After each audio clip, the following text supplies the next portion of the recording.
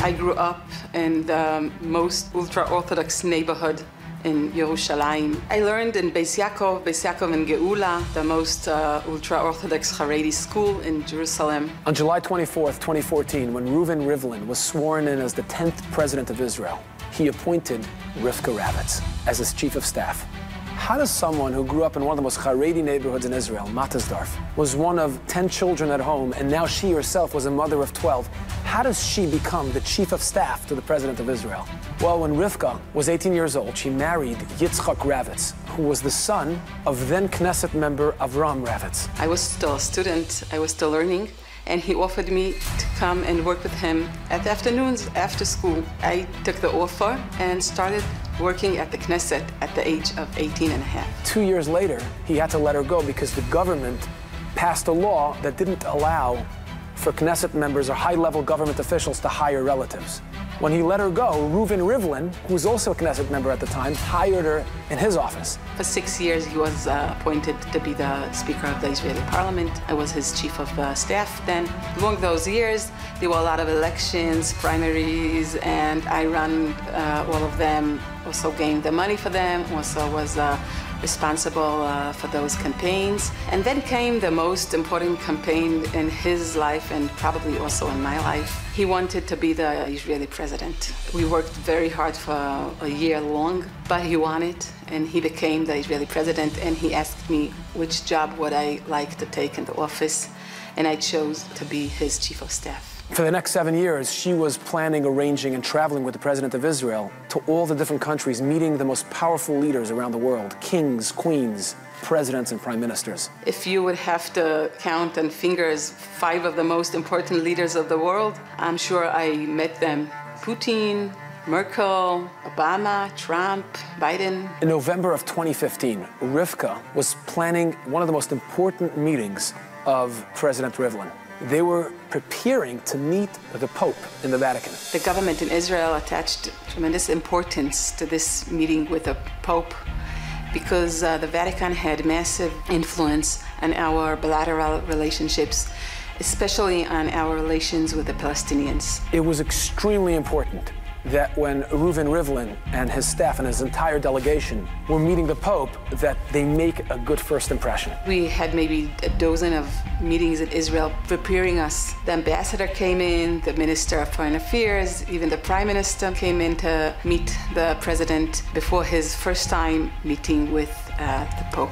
And they kept rehearsing it in their minds, making sure they know exactly what to expect and how to act, how to behave, so that everything runs smoothly. And we traveled to Rome, we got to the hotel, we had another meeting now with the special ambassador to the Vatican, because there are 2 countries, separate countries. They basically mapped out the palace. They told them, as you pull up to the palace, certain cardinals will be outside greeting you. They'll take you into the palace, you'll go down a staircase, you'll walk through a hallway with many different chambers. When you get to the end of the hallway, you'll walk into a different hallway. When you get to the end of that hallway, you'll enter a room and you'll wait there. The cardinals will leave, and then the Pope will enter through a side door. When the door will be open and we'll see the Pope, we should stand in a line and come into the room one after each other.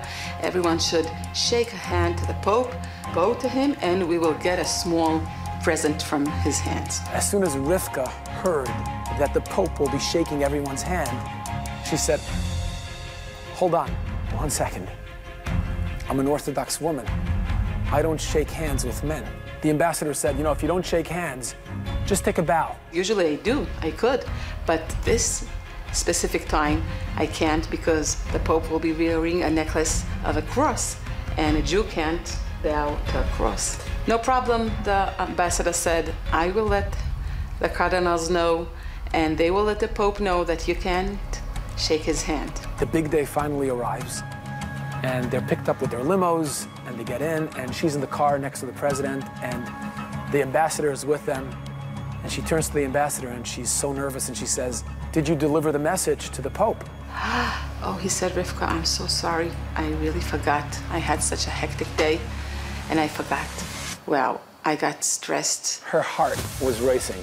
Her palms were sweating. She felt aches all over her body. She was so nervous and anxious. And yet, she said, "In all my life, I haven't shaken the hands of another man other than my husband.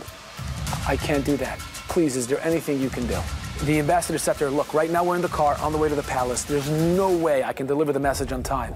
Please understand, Rivka, the weight that rests on your shoulders to make a good first impression as part of the delegation that represents the state of Israel. He said, Rivka, listen, I'm sure if you will call your rabbi, he would let you shake hands with him just this time because it's such an important meeting. But that was not what I wanted to do, and I just went with them into the cars. She knew this was not negotiable. She wasn't going to violate her terms. And all she could do was pray. They pulled up to the palace. The entire delegation got out. Cardinals were waiting for them, ushered them in. And as the ambassadors mapped them out, they got into the palace, walked down the staircase, walked through the chambers, the hallway, and finally got to the room where they waited for the Pope to come in. We saw the big door, and I was really shivering and nervous. And then the door opened, and the Pope was there. I was standing at the second place. The president was first. He went in, he shook his hand, he bowed to him, he got his present. And then my turn came, and I was really so stressed. I was sure I'm going to ruin all this meeting, and all the Israelis will be so mad at me. Rivka thought she wouldn't be able to live through the moment. She was so nervous. And as the Pope started shaking everybody's hands, he came to her. The Pope put out his hand and tried to shake my hand, and I started to explain that I can't do that. I'm religious, I'm ultra-orthodoxe, and the president was standing next to me, and he was telling him about my father-in-law that was the head of the ultra-orthodox party in the Knesset. And the Pope, even though he couldn't understand the language, he had an interpreter, but he was able to sense the strength and the courage of Rivka Ravitz.